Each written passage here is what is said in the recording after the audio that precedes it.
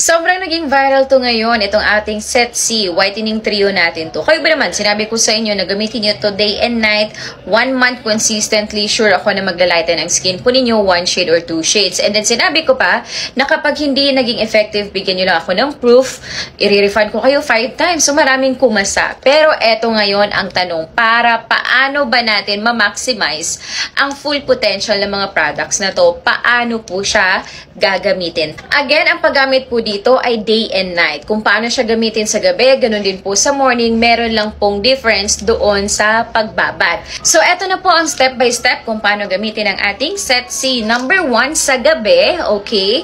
Sa gabi po, ibabad lang po natin ang ating Kojic Papaya Soap ng 2 to 3 minutes sa ating katawan. Okay? And then, sa face naman, 10 seconds lang. Okay? Segundo lang po. Now, ang ginagawa ko po, ini-slice ko yung Kojic. Tapos, ang ginagawa ko po kasi, yung sabon, pinapabula ko siya hanggang sa maging creamy na siya.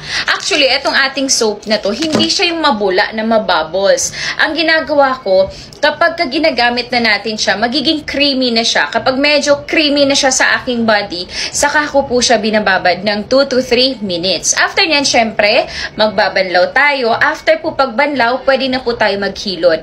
Yung panghilod po na gagamitin natin, syempre, yung hindi po magaspang para hindi po masaktan at ma-irritate ang ating skin.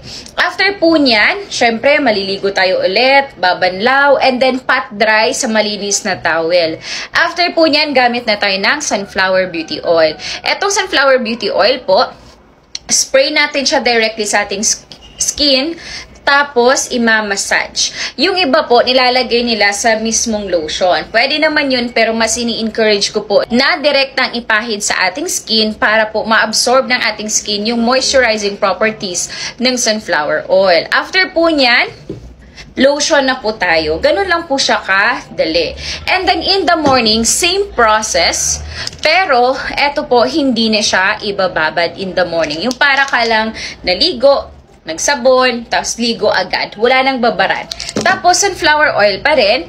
And then, syempre, maglo-lotion ka. Kung itatanong mo sa akin, malagkit ba? Syempre, paglagay mo nito, mararamdaman mo talaga ang lagkit. Kasi syempre oil to eh. Pero after mga ilang seconds, ilang minutes po, mawawala naman yung parang lagkit feeling. Kasi nga oil to. Kasi ma-absorb na siya ng ating skin. Especially pag maglagay na tayo ng lotion. So, ganun po ang paggamit sa kanilang tatlo.